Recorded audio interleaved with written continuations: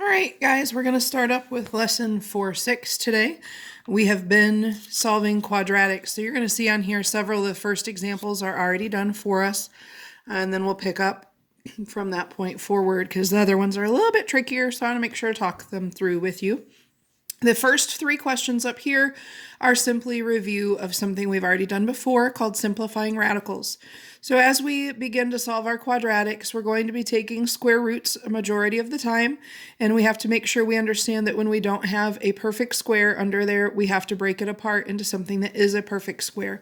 So you've had this little table right here in your notes previously, where we have on the right-hand side all of our perfect squares. So we're going to take the number that's under the radical, called the radicand, the 125, and we're going to find the largest number from this list over here that goes evenly into that number. So 125 would fall right here, and we would begin testing our way up that list. So 125 does not divide by 121. 125 does not divide by 100, and we just keep going up like that. The first one we get to that works is 25.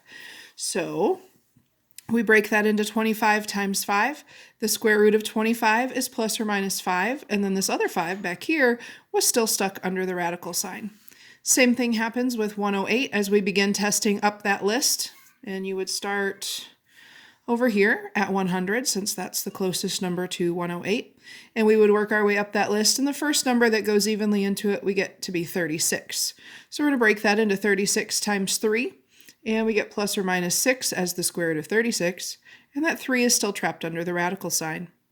This one's a little bit of a larger number, so you'd probably want to have a calculator handy to begin typing those in and see what divides in. We end up with 49 times 5.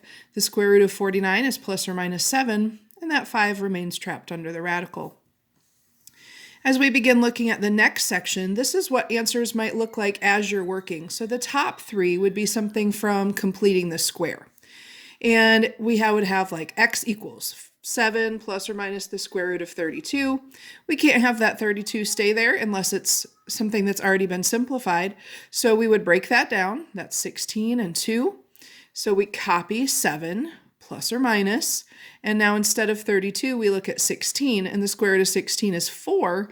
And that 2 over there remains trapped under the radical. And this would give us our 2 final answers for our quadratic. Remember, one answer is plus and the other is minus.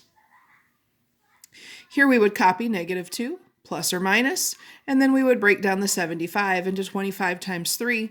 The square root of 25 is 5, and then the square root of 3, because the 3 remains trapped under the radical. Same thing happens on this one, 1 plus or minus, those just get copied down. Then we're going to break the 45 into 9 times 5. The square root of 9 is 3, the 5 remains trapped under the radical.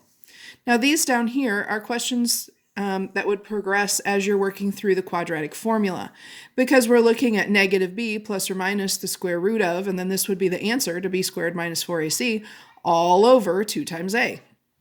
So we do the same steps to the top. So that kind of just doing exactly what you did on the questions right above it to the top of the fraction. So 4 plus or minus, and then you'd take the 128 and break it down. We'd get 8 plus or minus the square root of 2.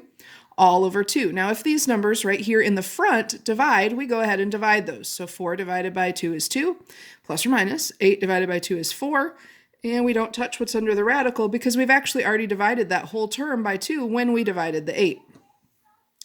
So here are a couple other worked out ones. Take a look at those. This one simplifies by dividing by 4, and this one, nothing divides, so we wouldn't simplify that one at all.